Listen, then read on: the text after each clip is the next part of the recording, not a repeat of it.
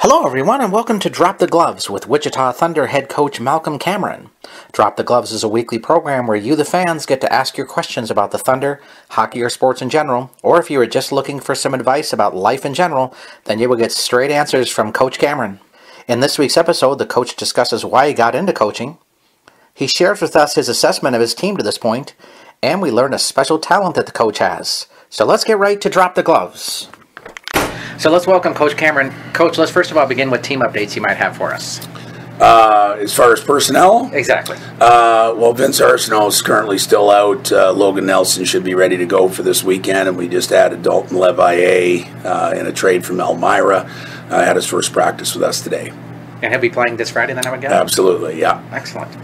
Well, I wanted to give fans kind of an opportunity to get to know you, so the first few questions are just a little bit about you. So what interested you about hockey and coaching in hockey?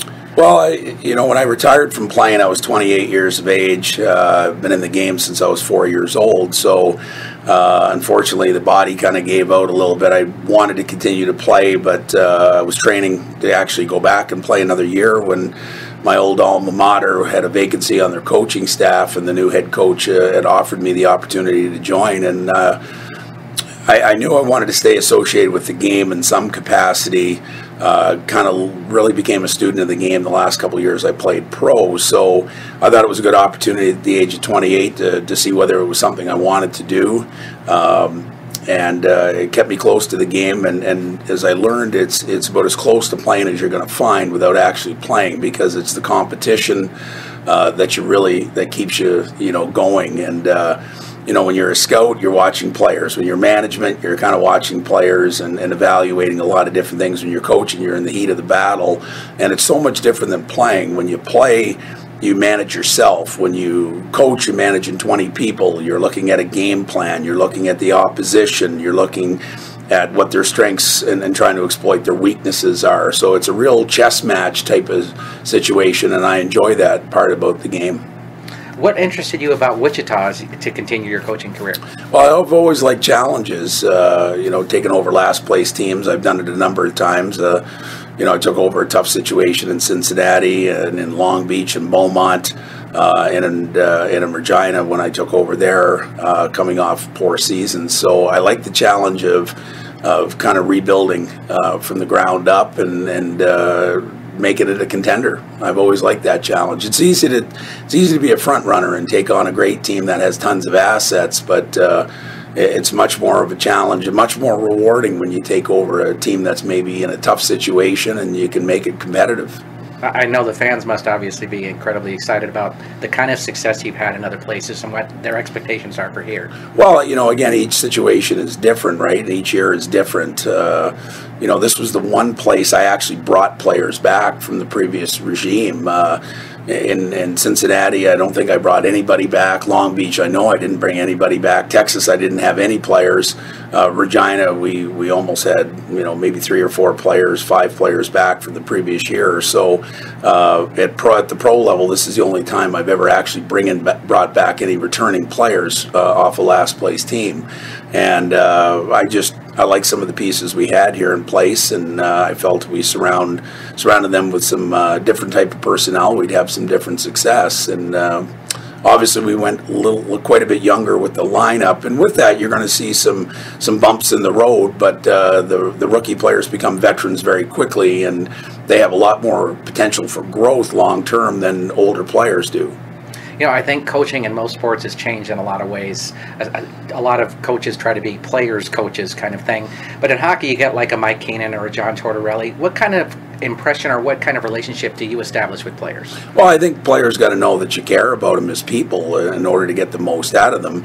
I mean, you don't go out and you socialize with them or anything like that, but I try and make a point to talk to everybody every day and ask a lot of questions about how they're doing off the ice, whether it's family, girlfriends, wives, kids, whatever it happens to be. You really want the players to know that you care, because then they'll care how much you know about them.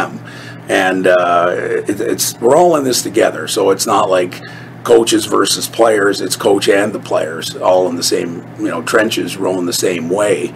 So I think the old school of, you know, having no relationship with your players and the fire and brimstone and breaking sticks and kicking over garbage cans is not effective with today's players. You know, 15, 20 years ago when I played, that scared the bejesus out of you. You know, if the coach told you to go stand here, you stood there.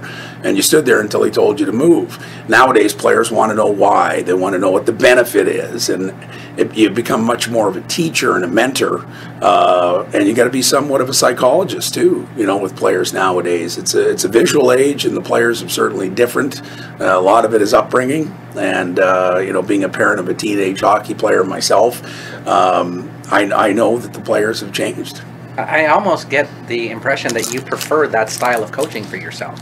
I do. You know, when I left the ECHL back in 2011, you know, there wasn't as much teaching involved. It was almost like you were rushing a lot of the time because, you know, you only had players here for a certain amount of time, and then they were called up, and your roster changed so much.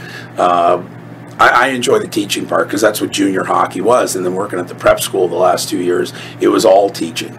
You know, you're taking raw people with raw brain, hockey brains, lots of talent that just don't know the nuances of the game. And you try and explain. Teaching is explaining and recreating situations on the ice. So if I see a mistake made, I'll stop it. I'll put them all back almost like on a chessboard, and we'll explain to them, this is what you're seeing. This is what we need to do to beat this. So I think a lot of our young players are coming out of teaching environments, so this is just an extension of that. Now, you've been one of the winningest coaches in the ECHL. How has the league changed since when you first began coaching in it? There's a lot more contracted players, for sure, in the league. There's always been a lot of call-ups, but I think NHL teams have really seen the value in putting players down here. American League rosters used to carry 25, 26 guys and rotate them in and out of the lineup. I think over the last 5 to 10 years, teams have realized that playing games and getting in good environments is really beneficial to their players. And you see so many guys have come out of our league and worked their way up to the National Hockey League. You don't get better sitting in the stands. You get better playing. And I think they realize that, putting them down here where they're going to get more meaningful minutes, because we only dress 10 forwards versus 12 in the American Hockey League, instead of playing 4 minutes a night, playing 12 to 14 minutes a night is better for the long-term growth as opposed to, sitting in the stands. So I think the amount of contract players in this league has gone up tremendously, and I think because of that, you're seeing a lot more players move on to the National Hockey League and full-time employment in the AHL. I'd like to ask about that part with you, because this year the team is associated with the Ottawa Senators. How is it for you as a coach that they're sending down players that they have an expectation of what you would teach to them, plus you're trying to get in other players that you've recruited and signed? How do you work that part of it? Just experience and balance. I mean, Ottawa has never dictated exactly what system I have to play. I'm allowed to play whatever I want to play. I don't know if it's that way at the American League level, because all of those players are contracted to the Senators. So maybe they have their players playing the same style as they do in Ottawa. Here we don't. Also, because we dress less players, it's harder to play a same system of a 20-man unit versus a 16 or 17-man unit each and every night. The NHL plays very rare back-to-back nights. We play a lot of 3-and-3s. So you got to pick and choose a lot of the time what kind of systems you run. But the basic nuances of the games, like angling and structure and tactics and things like that, they're all translated the same. Every coach at the National League level wants the same thing as us coaches in the ECHL level from our players. So it's just a lot of coming up with practice and drills and things like that. Your practice plan has to remain really flexible in this league compared to junior hockey. In junior hockey, you're always going to have 20 players playing each and every night because you carried 24 and there was no call-ups. The only thing that hindered you was injuries. So you knew that your practices could contain certain amounts of different tactical and technical stuff each and every day. In the ECHL, when you're battling injuries and call-ups and different lineups, players coming and going all the time, you really base it on your past failures and what you need to work on. So it could change from week to week, and you're going to remain extremely flexible with your game plan and your practice planning. That's interesting. Do you find, too, that because of the 3 games back to back to back, that your team really has to be in better conditioning maybe than at other levels? For sure, yeah. But I mean, it's pretty relative, right? Because the other team's playing 3-3 too, so they're just as tired as you are for the most part. So you're usually on Sundays you're seeing 2 tired hockey teams, and it's more of a mental thing then, becomes more mental toughness. So, stressing in practice good habits and time in game situation stuff, critical moments of the game, and making the proper decisions, that's what you harp at your players in those situations. Well, here we are a couple months into the season, and how do you assess your team so far? We got off to a really good start. We had a bit of a flat patch over the last 4 games, but, again, I kind of attribute that. In 2 of the 4 games, we were tied or had a lead late in the game and let them go. Mental mistakes, whether it's, rookie mistakes, guys trying to do too much, or whether it's just not having that knowledge or that comfort yet with doing the right thing.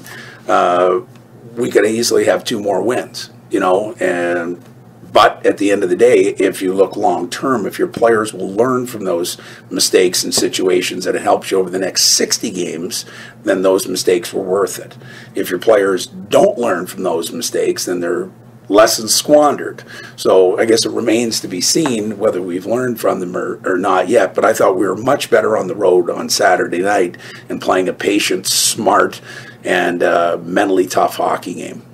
We talked a little bit about the teaching, but I wanted to ask this of you. While you're a great tactician about the game, and the way that your power play and penalty killing have looked this season really testify to that, do you find that this level is kind of a right niche for you just because you can teach so much here? It's hard to say. I mean, I enjoy the teaching aspect more than anything.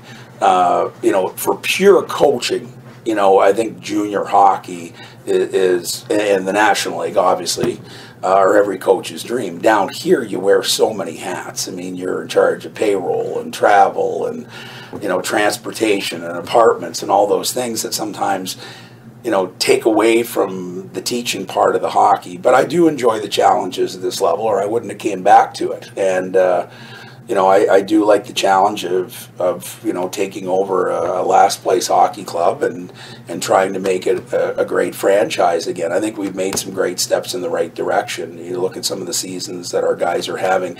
I know some of our young players are going to grow over the next 20 games exponentially. I mean, you're going to see some of these rookies really take a step. Now that they're starting to get acclimated and comfortable with the pace of the game, the demands and rigors of the schedule, and really what goes into being a pro versus a college or a junior player, I think now that they've kind of got their feet wet through 15 games, their next 15 games will be that much better. You talked to me before the season about you setting goals each month for your team. How do you determine those goals, and do you feel like the team's been meeting them so far? Well, we did in October. We didn't in November, that's for sure. I mean, we met some goals in November, for sure. I mean, our power play and our PK remain, at the top of the league. And that gives you a chance to win every night. Did I expect us to not be great 5-on-5? No, I did not, based upon our October and early part of November. But again, those are teaching moments and repetition and practice and building good habits and recreating game situations on the ice in practice at a high level, not just walking through them, but game intensity level. So I know that our December will be much better than our November. I'm very confident of that, and I think when we turn into the new year, we're going to be in a good spot. One thing I'm kind of interested from you, too, is your team's near the bottom of the division, but has a lot of games in hand. Yeah. From a psychological standpoint, do you like the fact that you're kind of playing to catch up, or how do you view that? Well, I wish, to be honest with you, you always want to play more games when you have what's so-called your best lineup. So the 3 players that are currently in the American Hockey League were with us on that road trip, Rumble, Krushelnyski, and Rodwald. So we'd like to have played those games with the best guys that you had in your lineup because you have a greater chance for success. The longer the season goes, you get picked apart and injuries happen and different things like that. So I'd like to have played those games, to be honest with you, because who knows what our lineup will look like in March when we have to play those games. Interesting. Very interesting. I'm curious, since you're so good at turning a last place team into a playoff contender, do you see this team as a playoff contender right now? I do, for sure. I think we have the potential to be it. You know, we were 7-3 at one point, looking really good. And like I said, without 2 or 3 mental mistakes, we're sitting at 9 wins as opposed to 7 wins still. You know, we're probably looking at, you know, a 500 record over the last 4 games as opposed to, you know, a 2-2 or a 2-2-1. So that's how quickly it can turn, and that's how quickly it can turn bad or go sideways. So I think we've learned a lot from that. We've done a lot of video, and that this is a visual age, so players get a lot out of seeing themselves on video and the mistakes that they make, plus recreating it in practice. So I have no doubt our next 15 will be considerably better. So our last question for you for this week is, what's a secret talent about Coach Cameron that maybe nobody knows about? And probably my radio broadcaster could attest to this. I have a terrific memory. I do. I got that from my mother. My mother remembers stuff. She's 74 years of age. She remembers stuff from when she was 3 years old. She remembers everything about me and my brother and sister growing up. That's the one thing I lean upon a lot when I coach, is past experiences that I've had in situations with players and situations in games, and try and use that knowledge that I have. My mind never stops. It's very hard to explain it to somebody. You'd probably almost need a third party who's around me after games and things like that. Like, my mind just constantly goes. It never takes a rest, which is probably why I don't sleep very good at night, and my wife would attest to that. During the hockey season, I'm just on. I'm on all the time, and my brain just constantly goes. In the off season, that's when I rest and relax, and I very rarely ever think about hockey in the off season. That's excellent. And I very rarely watch hockey on television. So when the season's over, no Stanley Cup playoffs? I'll watch the playoffs, okay. But like, I don't think about hockey. I don't, try and plan practices or anything like that. I just completely get away from it. And that's it. I've been doing this 19 years and then played almost all of my life. So you need to downcharge. I think guys burn themselves out, just not taking any time. Family time or individual time and things like that. And I just know with me personally, because my brain never stops, I need that time to recharge each and every off season. And I've learned that over the last 5 years. That's excellent. Thanks for joining us this week, Coach. Anytime. We want to thank Coach Cameron for joining us on Drop the Gloves this week. If you have your own questions you'd like to ask the Wichita Thunder coach, please send them to us at malcolmcameron@minorleaguesportsreport.com. That's Malcolm Cameron at minorleaguesportsreport.com. Please have your questions to us by Sunday evening so we can give the coach a little time to review them before we record the show. I'm Rob Pannier, the managing editor of the Minor League Sports Report, and we'll see you